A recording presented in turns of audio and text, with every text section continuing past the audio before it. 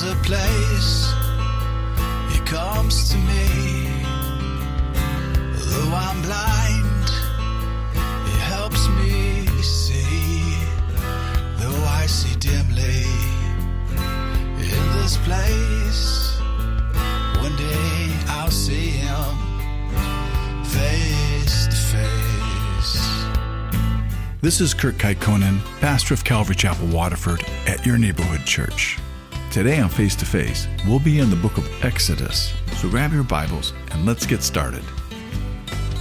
If you want to hear this complete message in its entirety, go to yourneighborhoodchurch.com, where you can download Your Neighborhood Church app at the App Store. And then the commandment number 2, you shall not make yourself a carved image.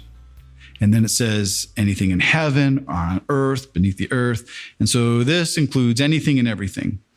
But this is not prohibiting art or sculpture or even engravings, because there was art in the tabernacle and in the temple. They had statues of angels and bulls and pomegranates and almond trees. They had all sorts of things. But you're not to bow down before them as if they represented God. They were just for decoration. It was just art. And with this command, he says he's a jealous God. And he's not saying that he's jealous of these other gods, because he knows that these other gods are not real. But what God is saying is that he's jealous over his relationship with us.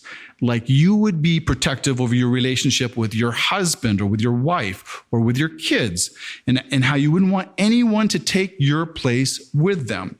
And you can see this kind of jealousy with parents over their kids when a couple gets divorced and there's a new step parent introduced into the family. Nobody wants to be replaced, and it's never okay with the estranged parent. And then God tells them that he's a jealous God, and then he talks about God visiting the iniquity of the fathers upon their children to the 3rd and 4th generation. Well, this is not talking about ancestral sin, where you're being punished for the sins of your parents. Because the important words here are for those who hate me. And those words, hate me, actually means the bent.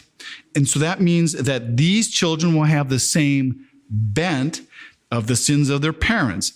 And as you have to remember, what they're talking about here is they're talking about idolatry, because their children are being taught idolatry. So if the parents have a bent toward idolatry, the children will have a bent toward it too. And it says this will be for 3 to 4 generations. But then you have to compare that to what he says about those who love God, that mercy will be shown to thousands of generations. So God is so much more rich in mercy to anyone who loves him. And he's also merciful to their children. All right, now with the second commandment, you'll find that the Roman Catholics, they have left this out of the 10 Commandments completely. They did it as if the second commandment, it didn't exist. And this was to protect their making of images. So they don't even mention it. But so that they can have 10 commandments, what they do is they divide the 10th commandment into 2 commandments. And so instead of the 10th commandment saying, you shall not covet, they have for number 9, you shall not covet a man's wife. And then for number 10, you shall not covet a man's goods. And so they kind of play a little bit fast and loose with the scriptures here. And then we get to number 3, where it says, you shall not take the name of the Lord your God in vain. And it says that the Lord won't hold those people guiltless, those who take his name in vain. And you hear people do that all the time, especially with the name of Jesus. But this would also include those people who profit off the name of God by their lies and their manipulations. They're also considered taking God's name in vain, or people making careless oaths, or even those bad habits like the OMG and stuff like that. And then we come to commandment number 4, and it says, remember the Sabbath and to keep it holy. And again, this is the only commandment that is not reinforced in the New Testament, where we as a church, we celebrate we celebrate the first day. We don't celebrate the seventh day. The first day of the week, we do it the same way as the early church did, not the seventh day like the Jews. And it's not because we just randomly just throw away this commandment. But see, this commandment is in the law, and all of the law was fulfilled through Jesus Christ, where all of the law is actually completed in him. And if you remember, Sabbath means rest, or it means cease from work.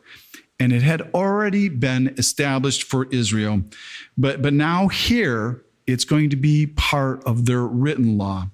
And there is never any evidence anywhere in the scriptures that God had ever given the Sabbath to any Gentile nation. But here, this day is to be set apart for Israel's devotion to God, because this was supposed to be a witness to their pagan neighbors, to be able to have this day off and to not go to work and to be able to spend it with your family. And this was given to man and given to Israel as a gift. And it wasn't just for you to have the day off. It was for everyone in your family and even your servants and even your farm animals. Where all the other nations, the seventh day was just another day. But with the Jews and even them taking this rest, all the nations will see that God will still bless them abundantly, because it's God who blessed them. It wasn't their work. It's just like God did with the manna, where he provided for them for the Sabbath. And here, where God intended the Sabbath to be a blessing, the Jews eventually turned it into a burden, and it became what you can't do on the Sabbath. And they treated the Sabbath as if it was a punishment. But to keep the Sabbath holy meant to keep it separate or separated. And that's exactly what the word holy means. It just means separate. And if you think that you need to keep this command and you want to keep the Sabbath, there's something you kind of got to look at and realize here, that the rest of this command also says that you need to work for 6 days. It's not a 5-day work week. It's a 6-day work week with 1 day off. That ends this section regarding for man's relationship with God. And so now with the fifth commandment, we look at the laws of man's relationship to man.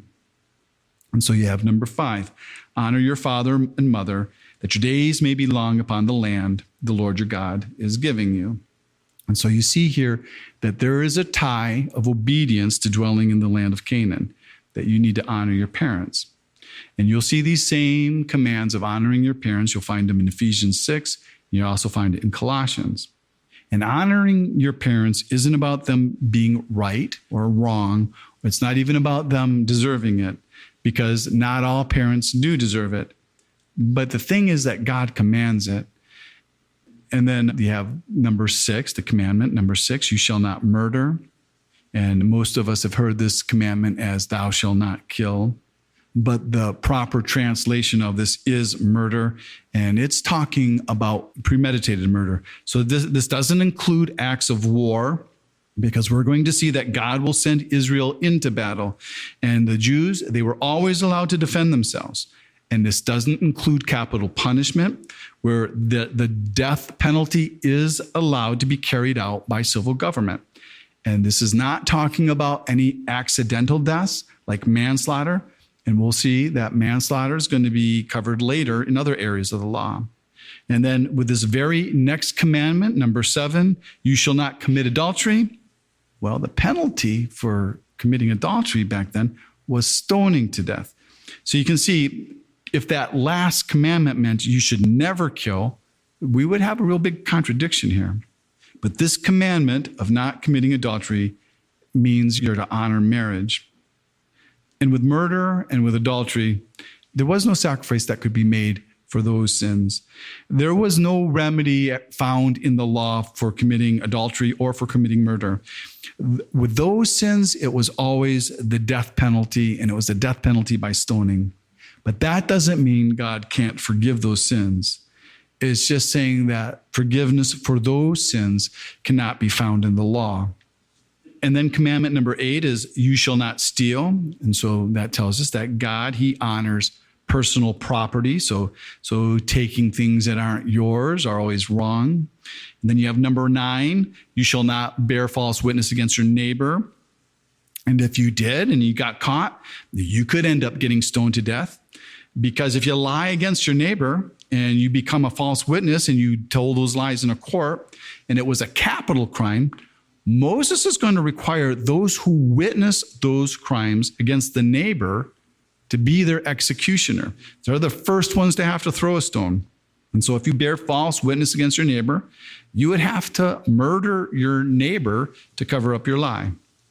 But this commandment also includes things like calling your neighbor names that aren't true. And then we get to number 10, you shall not covet. And we already talked about how the Roman Catholic divides this into 2 commandments. But this do not covet includes your neighbor's wife, his male and female servants. Well, to our society, that might mean to coveting their employees or any of their animals. So coveting their donkey would be like coveting somebody's car or anything of your neighbors. You can't covet their Beanie Baby collection, the ones that you always wanted. And the problem with this commandment is that this is not an outward sin. This coveting is an inward sin of the heart. It's to desire something that doesn't belong to you. And if you could obey all the other commandments, this is the one that would get you. This is the one where everybody becomes guilty because everybody wants something. And this is the one where the Apostle Paul found himself guilty. And he talks about this in the book of Romans. And this word covet in Hebrew is the word hamad. And we translate it as desire, but it literally means to pant over. All right, so now we have these 2 million Israelites. We just heard God speak to them. And being in God's presence, it didn't really draw them closer to him. In fact, we see them standing at the bottom of the mountain, standing afar off, which means they're as far as they can go. And they're all terrified. And they never want to hear God's voice again. And they say that to Moses. And they ask Moses, hey, be our mediator. Because when we hear God, we feel like we're going to die. And the people say, from now on, you tell us what God says, and we'll do it. But Moses, he tries to assure them that they don't need to live in fear, that this is just a test for them and how God wanted to impress them, that he is to be feared, because this is to help them not to sin and to keep these 10 commandments. And in some ways, this is no different to us, where we too need a mediator. And that's because God has never changed at all. He is still holy and he is still to be feared.